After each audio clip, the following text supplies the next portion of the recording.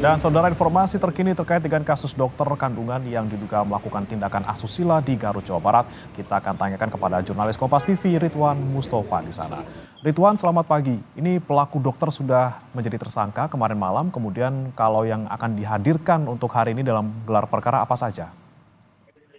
Ya, baik, dan juga saudara, benar sekali pasca video viral di media sosial yang menyebar dan menjadi perhatian publik pada Selasa pagi, kurang dari 24 jam akhirnya jajaran Kepolisian Resort Garut Jawa Barat telah menangkap pelaku yang diduga melecehkan pasien yang telah terjadi pada tahun 2024 lalu. Di mana pada malam hari tersangka telah ditetapkan oleh jajaran Kepolisian Resort yang mana sebelumnya statusnya menjadi saksi, tapi pada malam status dari pelaku dokter kandungan yang telah melakukan praktek di salah satu klinik swasta di Kecamatan Garut Kota, Kabupaten Garut, telah ditetapkan menjadi tersangka oleh jajaran Kepolisian Resort Garut Jawa Barat. Dan pada pukul 10 pagi hari ini rencananya akan dilakukan ekspos atau dilakukan konferensi pers berkaitan dengan kasus ini, termasuk apa pelaku terduga pelecehan seksual yang sekarang telah menjadi tersangka akan dihadirkan ke publik untuk menjawab yang mana selama ini menjadi teka-teki publik, apakah memang kepolisian sudah menangkap pelaku atau tidak. Nah, saat ini nanti sekitar pukul 10 waktu Indonesia Barat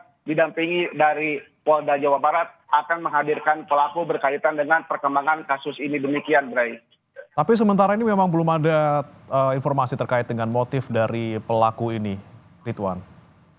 Berkaitan dengan motif, kronologis dan lain sebagainya nanti akan disampaikan oleh jajaran kepolisian pada saat ekspos yang akan dilaksanakan pada siang hari ini di Mapolres Garut. Demikian, dan juga hingga saat ini pelapor atau korban yang melapor terhadap kepolisian Resort Garut jumlahnya masih 2 orang. Padahal saat ini kepolisian masih membuka posko pengaduan untuk melayani apabila ada warga yang merasa dirugikan atau dilecehkan oleh oknum dokter berinisial MSF yang telah melakukan praktek menjadi dokter kandungan di salah satu klinik swasta di Kabupaten Garut selama 2 tahun ke belakang. Demikian, Bray.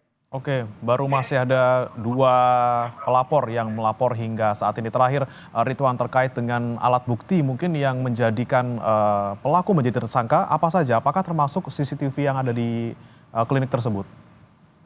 Memang berkaitan dengan CCTV pun ini menjadi salah satu alat bukti yang selama ini diterima oleh penyidik, termasuk kenapa sekarang misalnya pelaku ditetapkan menjadi tersangka. Di sini memang polisi sangat hati-hati untuk menaikkan status dari saksi menjadi tersangka. Tidak hanya sekedar mengumpulkan alat bukti saja, tetapi memang ini pun kepolisian waktu hari kemarin berkoordinasi dan juga meminta rekomendasi dari sejumlah pihak, salah satunya dari Majelis Disiplin Profesi Konsil Kementerian Kesehatan Republik Indonesia, di mana kemarin tim dari Majelis Disiplin Profesi tersebut datang ke Garut, bertemu dengan Kapolres, bertemu dengan jajaran kepolisian dan juga bertemu langsung dengan sejumlah saksi, termasuk dengan pelaku terduga pelecehan. Hal itu untuk mengumpulkan sejumlah bukti untuk menguatkan apakah memang misalkan si pelaku tersebut melakukan pelecehan atau memang selama ini dia dalam melaksanakan tugas sesuai dengan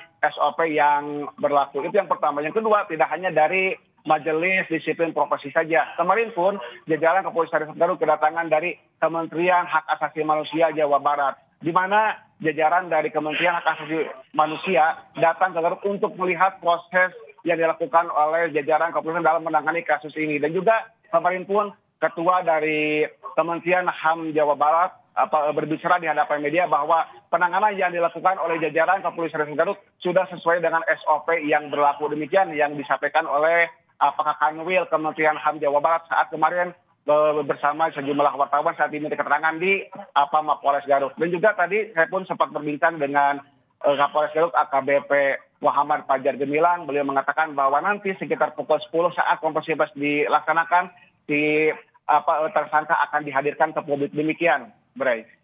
Baik, kita nantikan nanti gelar perkara ataupun konferensi pers yang akan dilakukan di jam 10. Terima kasih Ridwan Mustofa melaporkan langsung dari Garut, Jawa Barat.